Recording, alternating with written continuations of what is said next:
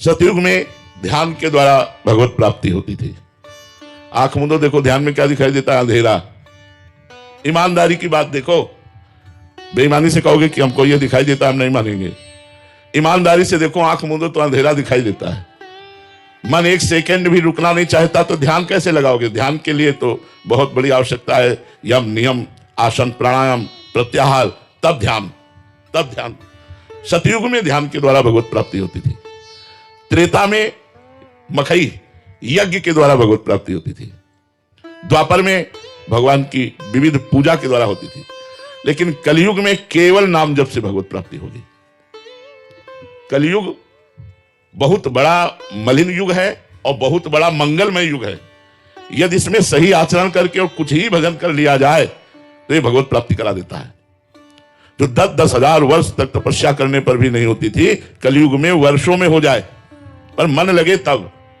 नाम जप, हरिर नामो हरिर नाम केवलम कलय नास्ते गति अन्यथा। कलयुग में दूसरी गति नहीं है, दूसरी गति नहीं है। भगवान व्यासदेव जी 3 बार कह रहे हैं, केवल एक भगवान का नाम मंगल में। तुलसीदास हरिनाम सुधा तज सठ हठ पियत विषय विष मांगी।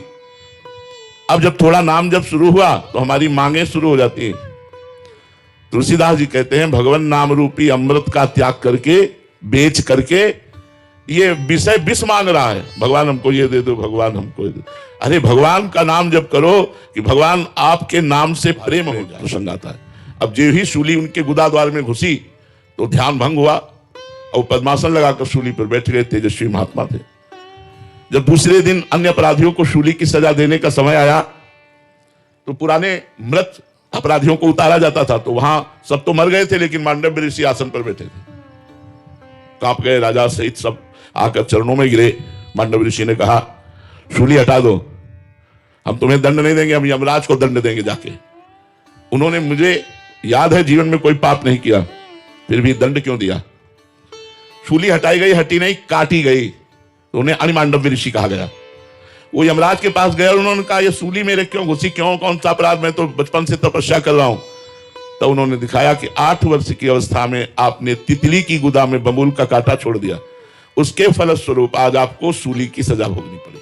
आप समझ रहे हैं, छोटे से भी कर्म का कितना बड़ा दंड मिलता है। यहां भी देख लो, अपराध होता है 5 मिनट 10 मिनट और सजा होती है 20 साल, आजीवन कारावास या मौत की सजा, फांसी। इसलिए बुद्धिमान बनो, भोगों की तरफ आकर्षित होकर नशा कर गंदे आचरण करके अपने जीवन को बर्बाद मत करो। बड़ा कीमती और देवताओं के लिए भी दुर्लभ ये मनुष्य देह है। भगवान ने गीता में कहा, मनुष्य का उद्धार कोई और नहीं कर सकता। उद्धरेदात्मनात्मानम, अपना उद्धार स्वयं को ही करना होगा। संत महात्मा, गुरुदेव, शास्त्र, ऋषि, मुनि ये आपको उपदेश दे सकते हैं, चलने की राह बता सकते हैं, लेकिन चलना आपको ही पड़ेगा। जिस दिन शरीर रोग से ग्रसित होगा और प्राण शरीर को छोड़ने वाले होंगे, उस समय भयानक पीड़ा और कष्ट से युक्त होकर जब प्राण छूटेंगे तो ना आपका पद रहेगा, न रुपया रहेगा, न रिश्ते नातेदार रहेंगे। आप अकेले जाएंगे और अपने कर्मों का बोझा लेकर जाएंगे। और आए काहे के लिए हैं? आए हैं कर्म बंधनों का नाश करके भगवत प्राप्ति करने के लिए, भगवान को प्राप्त करने के लिए। पर दुर्भाग्य है, हम राजी हैं संसार के भोगों में। तो भगवान कहते हैं, उद्धरेदात्मनात्मानम नात्मानम अवसादे, तुम्हारा दूसरा कोई कल्याण नहीं कर सकता।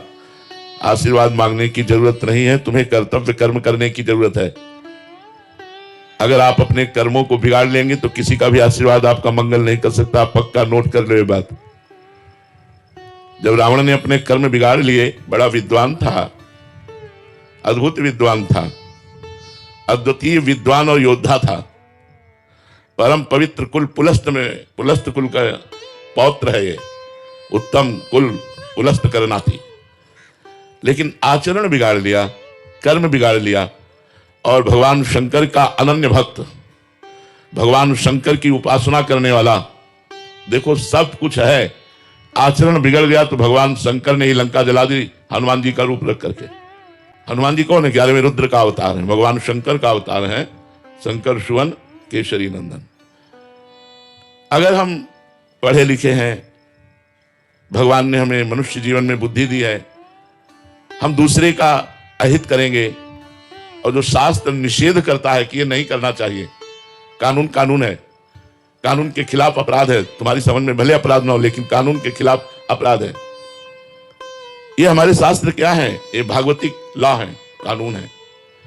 अगर इनके विरुद्ध चलोगे तो पाप कर्म बनेगा और पाप कर्म का फल होता है दुख, अशांति, चिंता, शोक, भय, मृत्यु और नीच योनियों में जाना। इसलिए आपको कमर कसनी पड़ेगी अपने उद्धार के लिए। अगर इस जन्म में उद्धार नहीं, माना आप इस समय बहुत बड़े पद में बैठे हैं लेकिन अगली योनि हो सकती है सुअर कुत्ता की मिले, हो सकता है भूत प्रेत बनना पड़े, क्योंकि भजन है नहीं, भगवान के प्रति समर्पण है नहीं, को मनमानी रुपया इकट्ठा किया, मनमानी भोग भोगे, मनमानी आचरण किए, तो इनका परिणाम भी तो मिलेगा। और इनका जब परिणाम मिलेगा तो भोगना बहुत कठिन होता है। कह देना बात सहज होती है, अरे यार हम देख लेंगे बाद में, नहीं देख पाओगे। ऐसे भयानक भयानक पीड़ा और कष्ट है कि केवल स्वयं को भोगना होता है, दूसरा कोई नहीं जानता। श्रद्धा नहीं है, कोई भाव नहीं है, बस सुन लिया कि राधा नाम उच्चारण करना चाहिए, उससे दुख का नाश हो जाता है। हम राधा राधा राधा राधा उच्चारण करने लगे तो कह रहे हैं बिल्कुल पक्की बात समझ लीजिए कि ये नाम आपके समस्त दुखों को नष्ट कर देगा। जैसे अग्नि में दाहिका शक्ति है, तो भाव से छू तो जला देगी, श्रद्धा से छू तो जला देगी, अश्रद्धा से छू तो जला देगी, कुभाव से छू तो जला देगी, क्योंकि उसमें जलाने की शक्ति है।